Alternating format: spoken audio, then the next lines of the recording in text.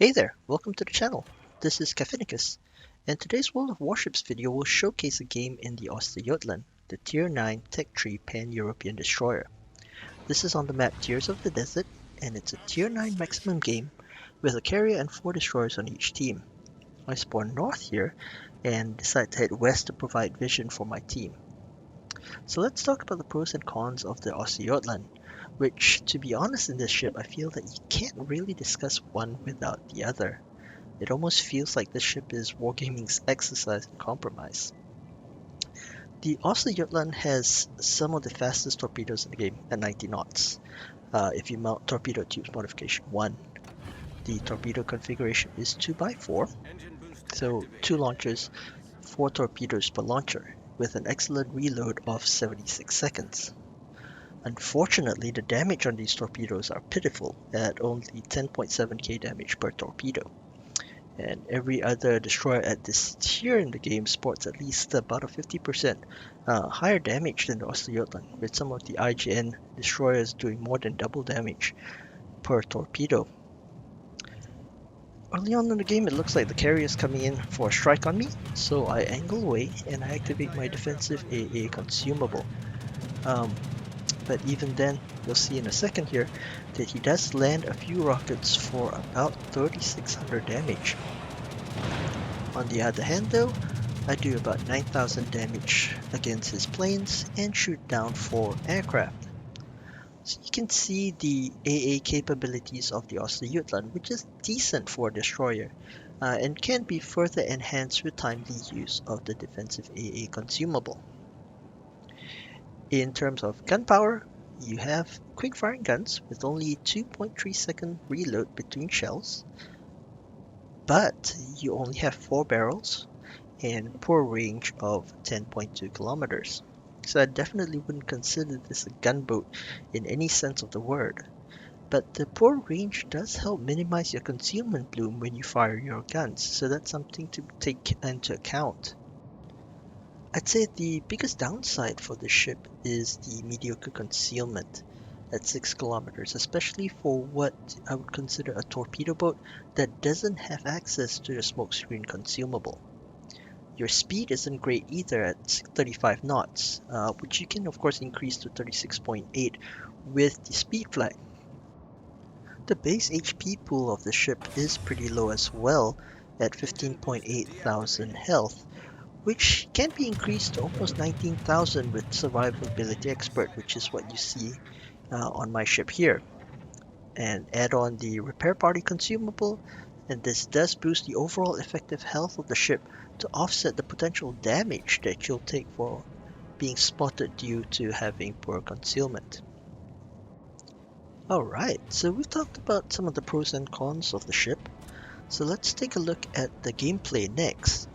I spotted a few of the enemy ships here on this flank, a couple of battleships and a cruiser in the form of the York, and I decide to go ahead and launch my first torpedo salvo on the Jean Bart.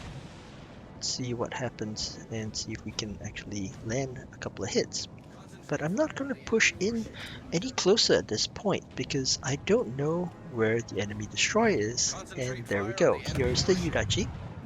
So the first thing I do when I see an enemy destroyer, especially since he has so many friends, is I turn around and I do like brave Sir Robin, and I bravely run away. So I do shoot at him while I do that. And here is where that short range of the guns actually comes in handy, because none of the other ships here can actually spot me after the Udachi turns on his smoke screen and turns away. In the meanwhile, I've healed up the damage that I've taken, which the Udachi cannot do because it does not have a repair party consumable. Fortunately, none of my torpedoes hit because they were either spotted by the Udachi or maybe by the sonar on the York. But that's not a problem because my torpedoes are almost up once again. And I angle and launch salvo on the Musashi. These torpedoes do have a 13.5 kilometer range, which is excellent. and you can use them from further out in case you're worried about getting spotted by an enemy destroyer. So the torpedoes are out. Let's see if they hit anything in the smoke screen, and even if they don't, they are launched towards the Musashi and the Bismarck at the back. So I'm going to slowly angle in again to see if I can spot that enemy destroyer. I don't, but I do see the torpedoes from the Udachi, which I can actually easily dodge here with a little bit of torpedo beats. We do see the Udachi is actually heading away, which is great for us because now there's nobody to screen for the battleships. We end up getting 2 torpedoes on the Bismarck and 2 more on the Musashi. But because of the poor damage, they're probably thinking this but a scratch. So that's about 30,000 damage across 2 ships. On any other destroyer this tier though, you'll probably be looking at something like 45 or 50,000. But then again, you wouldn't have torpedoes that reload as quickly either. And I am now able to launch next salvo on the Bismarck. So the Bismarck is a lot closer because there is no destroyer to screen now. I'm actually more comfortable in getting a little bit closer and launching those torpedoes. So let's see if we do any damage to the Bismarck while we look around and make sure we don't get ambushed by the Udachi. See if he comes back. Oh, my torpedoes look pretty good. I end up getting 4 hits on the Bismarck.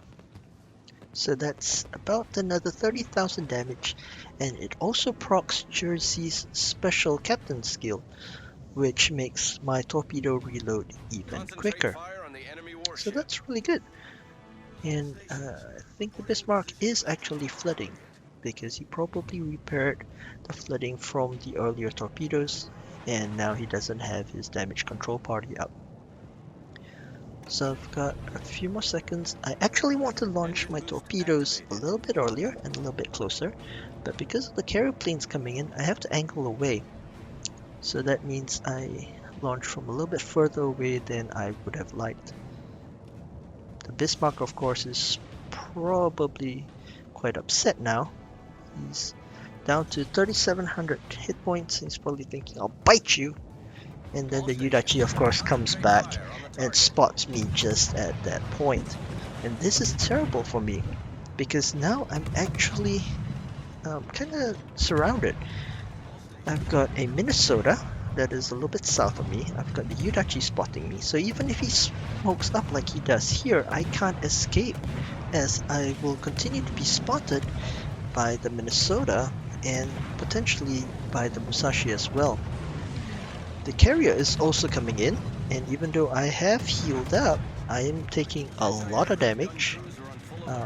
I do get saved a little bit by our Lexington, who finishes off the Udachi, but I am down to very, very low health. I'm shooting off the carrier planes. I've got 1,600 health. The Musashi is shooting at me. Clench buttocks! And we make it away with 164 health. So hooray! I'm still alive. I decide, of course, it's time to, again, like brave Sir Robin, it's time to run away bravely. And I am going to stay on this side of the island though, because I think that the carrier will probably try to spot me on the other side of the island. That's probably where he expects me to go. So I'm going to stay on this side of the island and try to get as far away as possible for the next few seconds while my heal comes off cooldown, and immediately pop that heal, launch some torpedoes while I'm running, and I actually win that gamble. The carrier tries to go onto the other side of the island to spot me. I'm not there, of course, so that allows me to get away.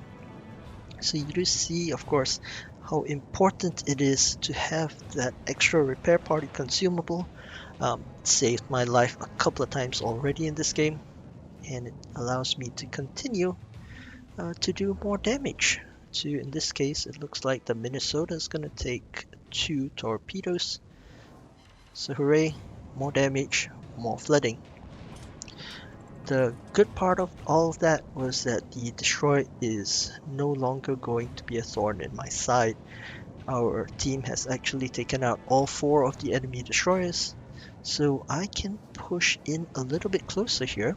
I do still have to be careful because I no longer have a heal and I only have about 3,300 health, but there are no destroyers to screen for the enemy ships, and all I have to do is avoid the carrier planes. I launch my torpedo salvo on the Musashi. I think it's going to run as quickly as possible away.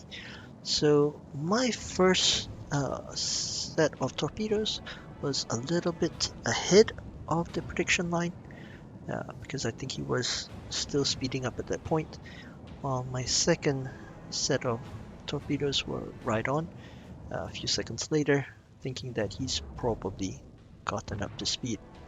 Somebody actually deletes the Minnesota. It looks like Amagi detonated Minnesota, so that's a lot of damage there. Let's see, I think the torpedoes are good. We land 3 on the first salvo, and it looks like, what is that? Another 3? Yep, on the second salvo. And that procs Jersey's special talent again to further reduce the reload time on my torpedoes. So this is excellent. We've done 135,000 damage, a lot of it on battleships, of course, with our torpedoes. And now we have a Bismarck who looks like he's sailing broadside. So that makes a wonderful target. I do have to be careful though, because that York looks like he is charging right at me. So I can't get much closer than that. I launch my first salvo on the Bismarck, a second salvo, and then I start to turn away. Because I don't want to be spotted by the York. It's not a problem though, because I have a huge concealment advantage over a cruiser. I just don't want to be accidentally spotted by carrier planes while a cruiser is that close to me. So our first salvo of torpedoes looks pretty good. Let's see, can we take out that Bismarck? We land 3 torpedoes and he is down to 1,700 health. So we don't really get the kill here. I could, of course, start firing at either the York or the Bismarck, but I still want to live, to be honest, in this game. Even though I could probably take out either one of those ships in pretty short order, but because of my low health, I don't think it's really worth it. My torpedoes are up once again. Let's see, I guess we could target the Bismarck with 1 salvo, although I think it's probably a waste. It looks like our destroyer is going to take him out with fires. And my second salvo was on the carrier in the back. So the York's taken out, the Bismarck's taken out, so I can now push in closer to the carrier and the remaining battleship Musashi back there. Our team looks like they want to cap out though. I'm not sure whether that's really a great idea. I mean, we've won this game, and personally I'd like to do a little bit more damage, maybe get a kill. My torpedoes look like they're a little bit slower. It looks like the carrier sped up and actually moved, so I'm not gonna get any hits here. I should really have shot at the carrier as I was pushing in, so I do make a mistake there. Could have picked up that kill, but that's alright. We ended up with just shy of 160,000 damage. I don't think I'll get to the Musashi, of course. He's hugging the edge of the map. I'm gonna just launch a salvo of torpedoes here, but our team will probably end the game by capping out before I can even get close enough to shoot at that battleship. But I think I've had a good game. 160,000 damage, about 120,000 or more spotting.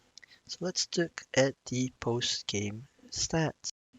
So here we go. We don't actually get any kills in this game, despite having 19 torpedo hits. primarily because of the low damage of those torpedoes. What we do have is a Dreadnought achievement, which you can actually farm in the Pan-European Destroyer line because of that repair party consumable. So if you make it out through the end of the game, and if you've been taking some damage throughout, you shouldn't be surprised if you do actually end up with this achievement. We ended up with 1778 base experience, second on our team, which isn't really surprising considering that we were top tier in this matchup, and a couple of the ships that we did damage on, the Bismarck and the Yudachi, were lower tiers, so we don't get as much experience on them. And for details, we landed a couple of torpedoes on that Minnesota before it got deleted by the Yamagi. We were shooting at the Yudachi, of course, throughout the first part of the game. And then we landed a bunch of torpedoes on the Bismarck doing 80,000 damage, just not getting the kill. And similarly as well for the Musashi doing 52,000 damage to it. And finally a quick look at some of the credits and XP that we were able to get from this game. And now a quick look at our equipment and captain skills. So we have main armaments mod 1, engine room protection, torp tubes mod 1, propulsion mod 1, concealment mod 1, and torp tubes mod 2, because again the Östergötland in my mind is more a torpedo destroyer rather than a gunboat. For captain skills, I do have the special captain Jerzy Swirsky on the ship, so I have priority target, last stand, survivability expert, torpedo armaments expertise, and concealment expertise. And of course, if I do get to 19 points, I'll probably get adrenaline rush, superintendent, and preventative maintenance as well. So the Östergötland, overall, I think it's a fun concept to have such high-speed torpedoes on the destroyer, but personally, it's not one of my favorite ships, and I find it's difficult to have consistent results with it.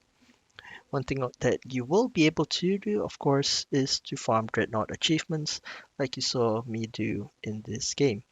It's probably the easiest way to do it in a destroyer. Anyway, I hope you've enjoyed today's video. Please feel free to hit the like button or subscribe to the channel if you're so inclined. And please join me again next week for more World of Warships videos. Thank you for watching and take care.